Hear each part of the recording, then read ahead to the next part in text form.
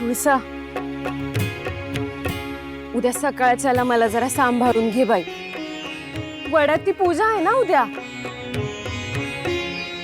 पूजा झाली का मी लगोलग इकडे येईन.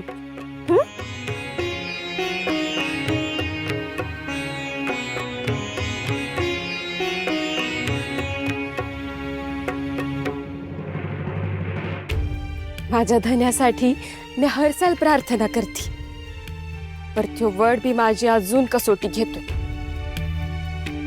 पर मी नाही हारले. मी या साली बी करणार, आणि या साली असा टिचून उपास करती, असा कडक उपास करती का नाही बघच तू. पाण्याचा एक थेंब बी घेणार नाही मी.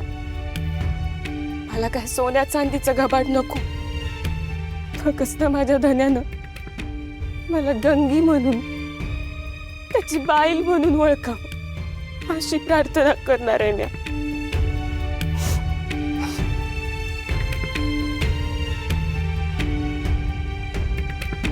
तुम्ही पण उद्या वडाला पूजणार असाल ना?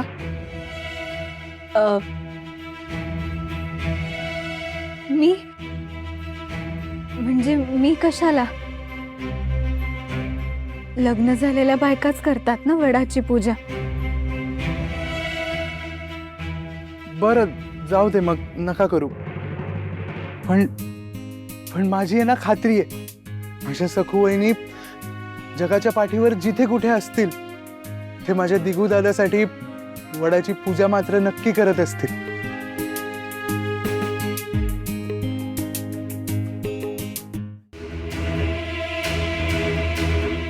जाऊबाई, उद्याच्या पूजेची तयारी केली मी. जरा बघा ना.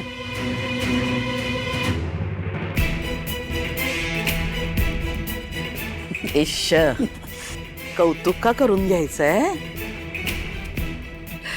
अगो बाई, जाऊ बाई, अहो पहिल्यांदा तयारी केलीत, किती छान केली आहेत. काय हो जाऊ बाई, दरवर्षी तुम्हीच तयारी करताना आणि उत्तमच करताना.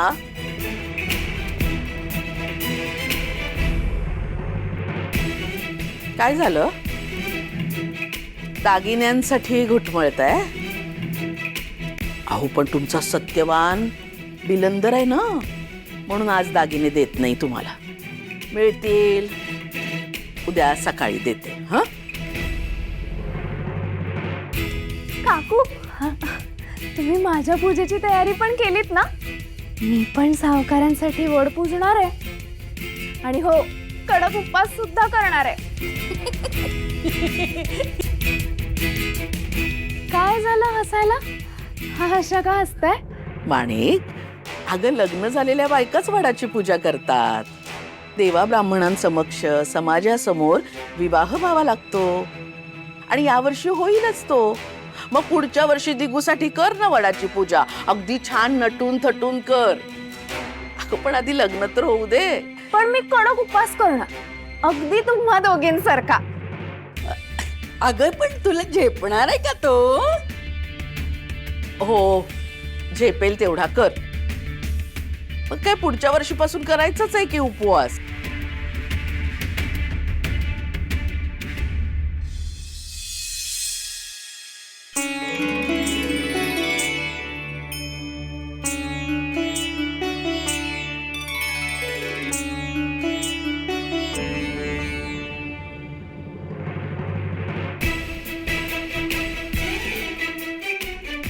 अरे रे रे, तुळसा, दिवा लाव, प्रार्थना कर, नाक घास. पण तुझं नशीब काही बदलणार नाही. तू अपशकुनी कुलक्षणीच राहणार. सौभाग्याचं कुंकू तुझ्या कपाळावर लागणारच नाही.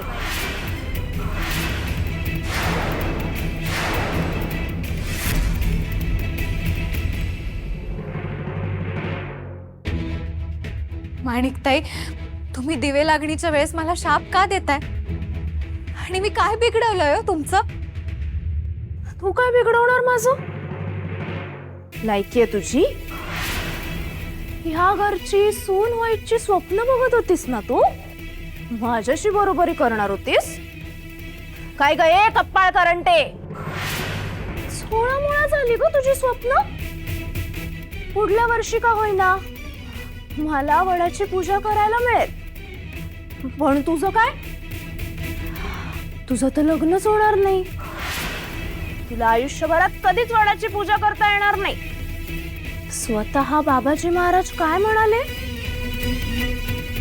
तू कुलक्षणी आहेस. ज्या घरात लग्न होऊन जाशील त्या घराण्याचा सर्वनाश होईल. विनू भाऊजीस काय, रस्त्यावरचा भिकारी सुद्धा तुझ्याशी लग्न करायला तयार होणार नाही. तू अशीच पायाची दासी राहणार.